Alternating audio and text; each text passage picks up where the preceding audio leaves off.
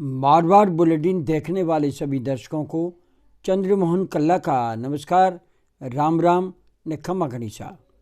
आज के समाचारों में सबसे पहले तो मैं आपको नव वर्ष की 2024 की शुभकामनाएं दे दूं मारवाड़ बुलेटिन की ओर से।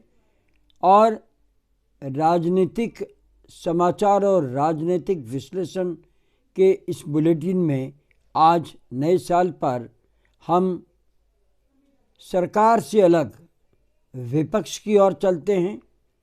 जो पहले सरकार में थे अब विपक्ष में हैं, कांग्रेस की बात करते हैं। कांग्रेस अभी तक प्रतिपक्ष का नेता घोषित नहीं कर पाई है। पहले दावेदार थे सचिन पायलट, उन्हें छत्तीसगढ़ का प्रभारी और महामंत्री बनाकर राजस्थान से बाहर भेज दिया गया। अब चर्चा ये है कि गोविंद सिंह डोटासरा या शांति धारीवाल में से किसी एक को प्रतिपक्ष का नेता बनाया जा सकता है। हालांकि बात तो हरीश चौधरी की भी चल रही है, लेकिन ये मुमकिन इसलिए नहीं होगा कि जाट नेता प्रदेशाध्यक्ष हो और प्रतिपक्ष का नेता भी जाट हो। ये दोनों एक ही जाति के होने के कारण संभव नहीं है। कांग्रेस हो सकता है कि इन सब से अलग मुख्यमंत्री रहे अशोक गहलोत को प्रतिपक्ष का नेता बनाकर राजस्थान में ही रखे। दरअसल अशोक गहलोत को अलायंस के लिए, जो कि इंडिया अलायंस बन रहा है, उसमें राजनीतिक दलों से बातचीत करने के लिए जो समिति बनी है उसका मेंबर नियुक्त किया है।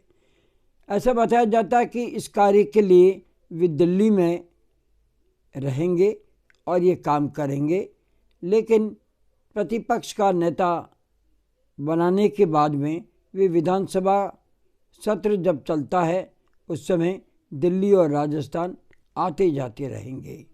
इसका संकेत तो फिर यह है कि अशोक गहलोत राजस्थान में रह करके कांग्रेस को लोकसभा चुनाव में जीत दिलाने का प्रयास करेंगे, तो सचिन पायलट छत्तीसगढ़ जाकर के प्रचार प्रसार करेंगे।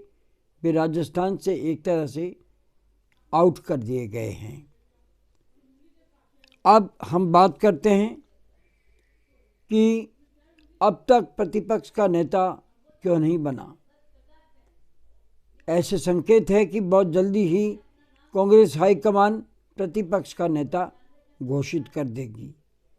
अगर ये नेता प्रतिपक्ष के नेता नहीं बनते तो किसी ब्राह्मण चेहरे को लाकर के प्रतिपक्ष का नेता बनाया जा सकता है। पुराने अनुभवी नेताओं में गिरिजा व्यास, डॉक्टर पीडी कल्ला का नाम भी आता है, और राजपूत नेता में से भी किसी को प्रतिपक्ष का नेता नहीं बनाया जाता तो उन्हें प्रदेशाध्यक्ष की जिम्मेदारी दी जा सकती है। बहरहाल कांग्रेस इसमें उलझी हुई है और प्रतिपक्ष का नेता कब बनेगा ये अभी तक संदेह के दायरे में घूम रहा है।